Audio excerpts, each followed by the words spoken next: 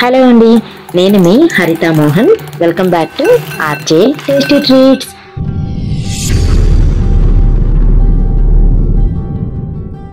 ఈరోజు మీరు చూడబోయే రెసిపీ వచ్చేసి చక్కెర పార అండి. దీన్ని కొంతమంది చక్కెర పాలి అని కూడా అంటారు.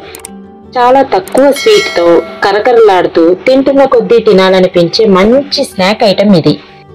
దీనిలో స్వీట్ ఎక్కువ ఉండదు కాబట్టి పిల్లలైనా పెద్దలైనా ఎవరైనా ఎన్నైనా తినేయచ్చు. చాలా తక్కువ పిండితో చేసుకున్నా కూడా ఇవి మనకి 1 వీక్ వరకు సరిపోతాయి.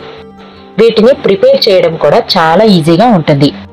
మరి లేట్ చేయకుండా ఈ చక్కెర పారాని ప్రిపేర్ చేసుకుందాం రండి. ఇక్కడ నేను వీటి కోసం 1.5 కప్పు మైదా పిండికి 1 కప్పు గోధుమ పిండి తీసుకున్నాను. వీటి టేస్ట్ పర్ఫెక్ట్ గా రావాలంటే అచ్చంగా మైదాతోనే చేసుకోవాలి. కానీ ఇప్పుడు మైదాని అందరూ ఇష్టపడట్లేదు కాబట్టి మీరు కావాలంటే అచ్చంగా గోధుమ పిండితో చేసుకోవచ్చు, లేదంటే ఇలా మైదా గోధుమ పిండి మిక్స్ చేసుకుని కూడా చేసుకోవచ్చు.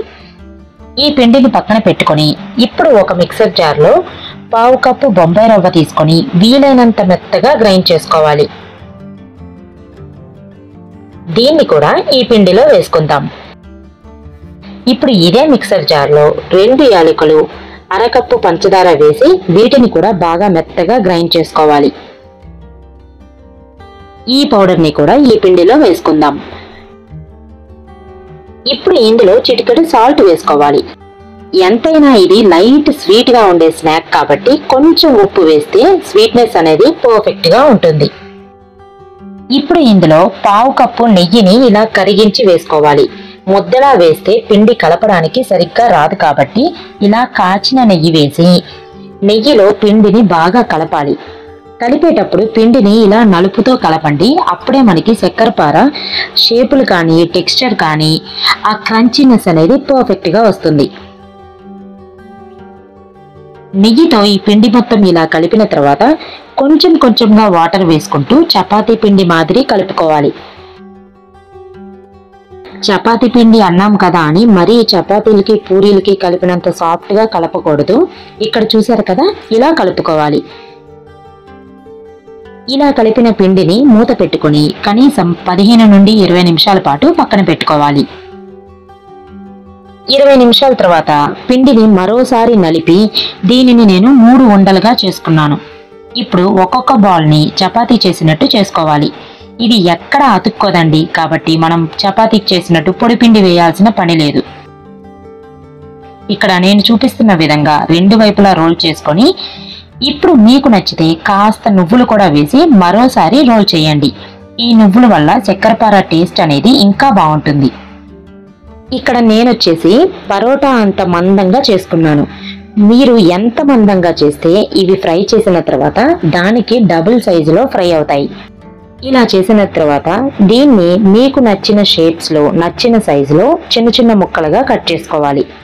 కట్ చేసుకున్న తర్వాత ఎక్సెస్ ఉన్న ముక్కల్ని కూడా పడేయకుండా వాటిని కూడా ఒక ఉండలా చేసుకొని మళ్ళీ సేమ్ ఇలాగే చేసుకోవాలి.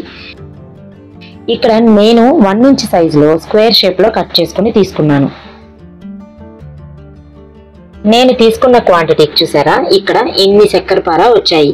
ఇవి రెడీ చేసుకునే టైంలోనే నేను డీప్ ఫ్రైకి సరిపడా ఆయిల్ని కూడా పెట్టి బాగా వేడి చేసుకున్నాను.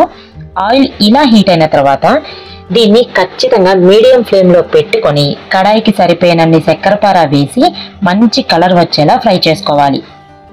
ఆయిల్ మాత్రం ఖచ్చితంగా బాగా వేడిగా ఉండాలండి.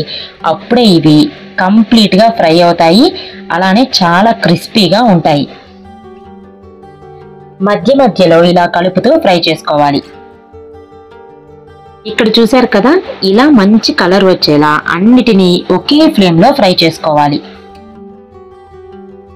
నేను మీకు ముందే చెప్పాను కదా, మీరు ఏ సైజులో కట్ చేసుకుంటారో వాటికి డబుల్ సైజులో ఇవి ఫ్రై అవుతాయి. చూడండి, చిన్న చిన్న క్యూబ్స్ లా చాలా చక్కగా ఉన్నాయి కదా. అక్కడక్కడ నువ్వులు వేయడం వల్ల చూడ్డానికి కూడా చాలా బాగున్నాయి. వీటి టేస్ట్ మీరు చూడాలంటే ఇవి ఇలా వేడి వేడిగా ఉన్నప్పుడు కాకుండా కాస్త చల్లారిన తర్వాత తినండి. అసలు చాలా గుల్లగా కరకరలాడుతూ భలే టేస్టీగా ఉంటాయి. నువ్వులు కూడా వేసాం కదా, ఇంకా టేస్ట్ గురించి చెప్పాల్సిన పనే లేదు. వీటిని పిల్లలకి స్నాక్స్ లాగా చాలా తక్కువ టైంలో ప్రిపేర్ చేసుకోవచ్చు. అలానే మనం జర్నీస్కి వెళ్ళినప్పుడు రొటీన్గా బిస్కెట్స్, చాక్లెట్స్ ఇలా కాకుండా వీటిని ప్రిపేర్ చేసుకున్నామంటే మనకి ఈజీగా తినడానికి కూడా చాలా బాగుంటాయి. మరి ఈ సింపుల్ చక్కెరపాలి రెసిపీని మీరందరూ కూడా తప్పకుండా ట్రై చేసి మీ ఫీడ్బ్యాక్ని వీడియో కింద కమెంట్ చేయండి.